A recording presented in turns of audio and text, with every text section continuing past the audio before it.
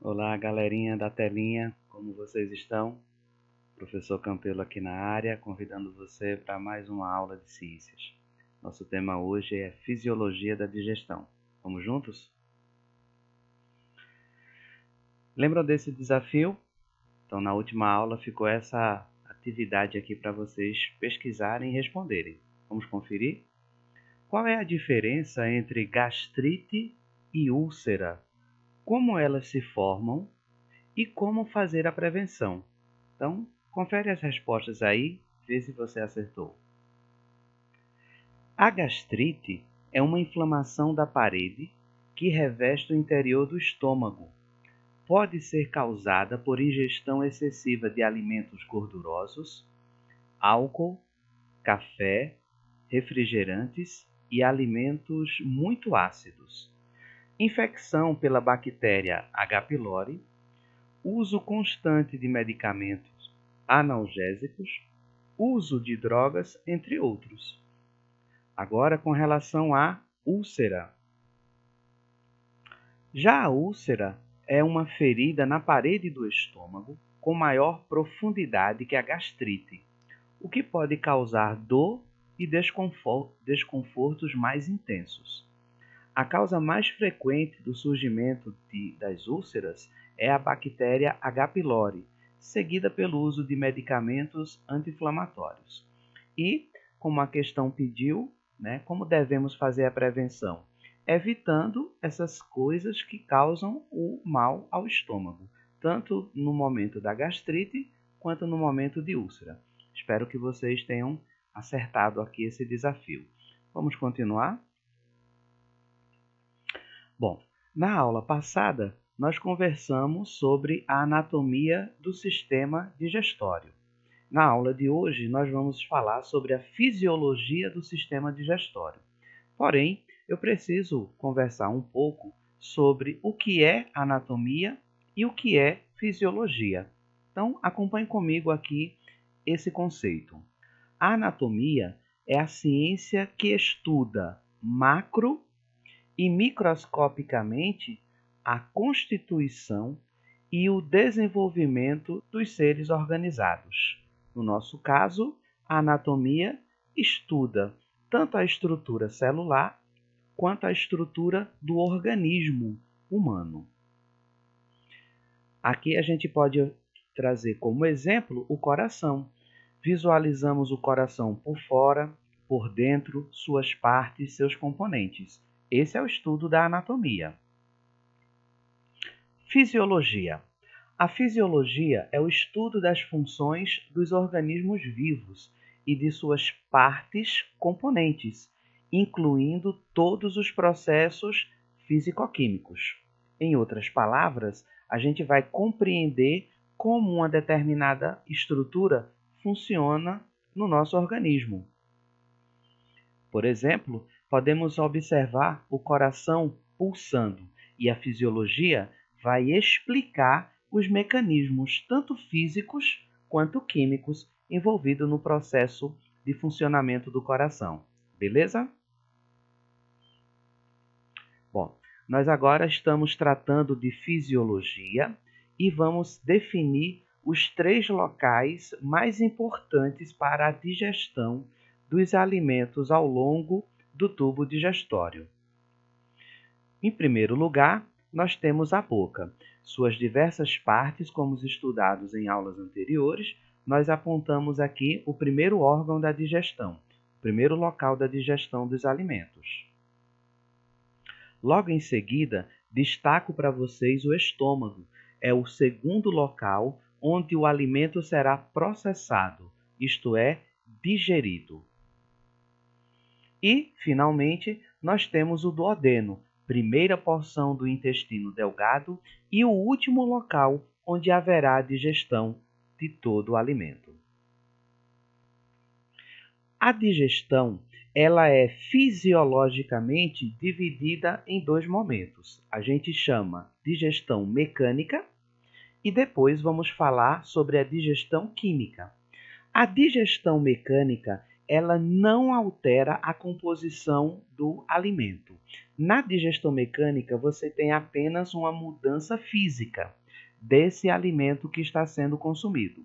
Então, a gente tem 4 momentos importantes dentro da digestão mecânica: a mastigação, que acontece na boca, a deglutição, que também acontece na boca, os movimentos peristálticos ou peristaltismos, que vai acontecer a partir do esôfago, passando pelo estômago e chegando ao intestino, tanto o intestino delgado quanto o intestino grosso. E a emulsificação, que é o processo onde a gordura, em gotas maiores, é transformada em gordura, em gotas menores, pela ação da bile, que é produzida pelo fígado e armazenada pela vesícula biliar. A digestão química, ela envolve a alteração dos componentes químicos do alimento.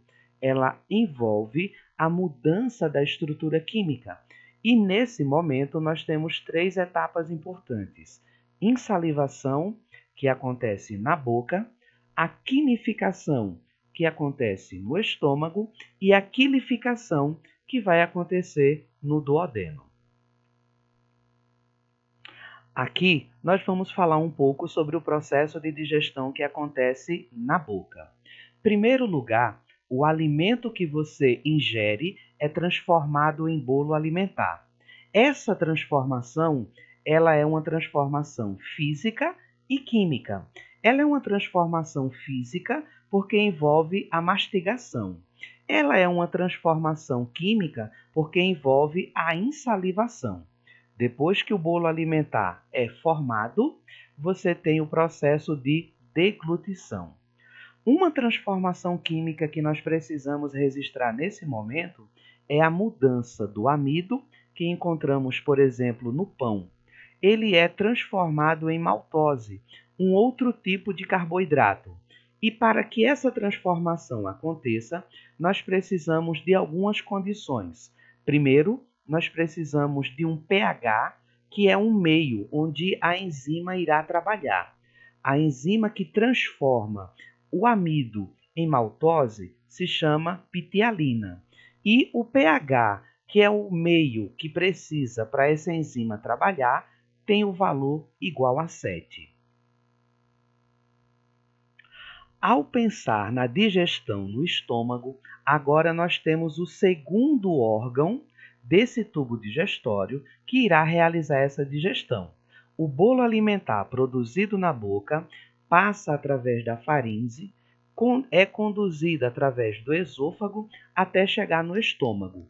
Lá no estômago, esse bolo alimentar se transforma em quimo, uma espécie de mingau. Para que essa transformação aconteça, nós temos uma etapa química e uma etapa física. A etapa física consiste nos movimentos peristálticos do estômago. A etapa química consiste na ação do suco gástrico, onde eu encontro uma enzima muito importante, a pepsina.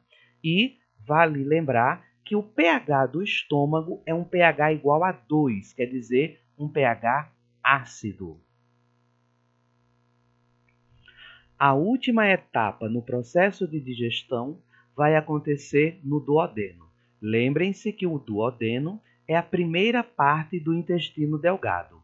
Essa etapa consiste na digestão final, onde os carboidratos serão finalmente transformados em glicose, por exemplo, as proteínas são transformadas em aminoácidos e os lipídios são transformados em ácidos graxos. Não custa nada lembrar das vilosidades que existem dentro do intestino delgado. Por quê? Porque tais vilosidades serão muito importantes para o processo de absorção dos nutrientes que foram originados dentro do processo de digestão. Nós finalizamos então esse estudo da fisiologia e para que vocês continuem em casa com seus estudos, nós vamos deixar aqui o desafio para a próxima aula. Aqui está o desafio. Que vermes podem viver em nosso intestino como parasitas? Como eles são transmitidos? quais são as medidas necessárias para combater essas verminoses. Então, além de vocês continuarem com o estudo de fisiologia em casa, vocês também vão fazer uma pesquisa para responder este desafio. Quero agradecer a vocês que estiveram comigo até este momento, fazendo o estudo da fisiologia da digestão. Continue seus estudos por aí, não pare. E até a próxima aula. Que Deus abençoe. Fiquem todos em paz.